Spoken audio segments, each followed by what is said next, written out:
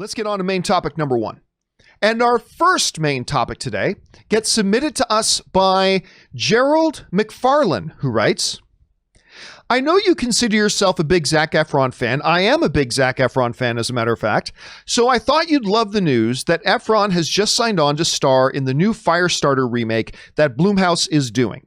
I'm not really one to like remakes a lot, but I loved Invisible Man, and that Blumhouse did that one too, so I'll give this one a shot.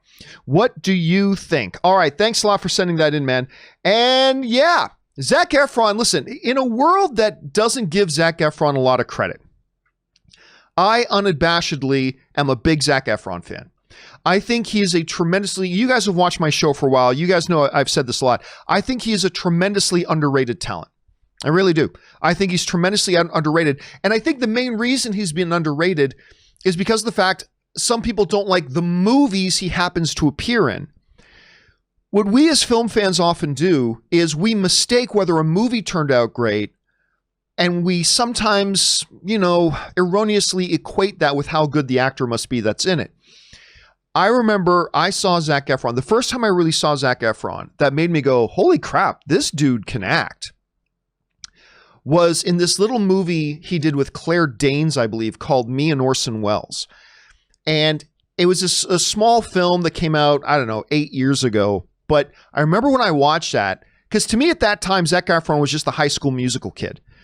But when I saw that, I was like, holy crap, this guy's good. And I recently loved him in Greatest Showman. And then he was in that Ted Bundy movie. I mean, he's just constantly showing he's got really good acting chops. So I am a fan of his. He's got that little show on Netflix going on right now where he's traveling around the world. Anyway, we now know that he has been cast to join up with the project being done by Blumhouse for Firestarter. Now, the original Firestarter with Drew Barrymore, George C. Scott, Martin Sheen, it's got a special place in my heart because I watched that when I was real young. And pardon me, I watched that when I was real young, and it made an impression on me. Who am I kidding? It scared the hell out of me when I was a kid. Scared the hell out of me as a kid. But for whatever, it's just always stayed with me. So no, it is not a great movie. The original Firestarter is not a great movie. But as you kind of pointed out in your message, it's Blumhouse, man. I mean, listen, if you had to ask me, do I think an Invisible Man movie is going to work? Particularly a really low budget. Remember, they made Invisible Man in the era where a lot of films are being made with $100 million budgets, $150 million budgets, $200 million budgets. Blumhouse made Invisible Man for $8 million. $8 million they made Invisible Man for. And so was I really thinking that was going to turn out to be much? No, but I was really entertained by it. I thought what Blumhouse did with that movie was tremendous. I found it to be a thoroughly entertaining movie. In the wacky year that 2020 has been, it still stands as one of my favorite movies of the year so far. So why not? Sign me up. And so then you go from that and you're adding a talent like Zac Efron, who I think can elevate the material he's in. And to me, yep, I'm on board.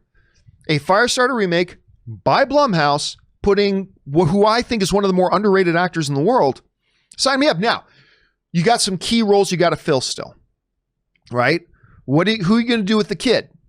I mean, Drew Barrymore isn't 7 anymore. So what are you going to do with the kid? Who's going to play that like George C. Scott kind of role? There's a lot of question marks still surrounding this project. But for right now, with the production company behind it, with the actor they've just cast, sign me up. I'm on board. Question is, what do you guys think about this announcement, this move? Maybe you think Firestarter is a movie that should have just been left alone and never touched. This is bad. Maybe you're as excited about it as me. Maybe you like the casting of Zac Efron. Maybe you don't. What do you guys think? Jump into the comments section below and let me know your thoughts. All right, guys.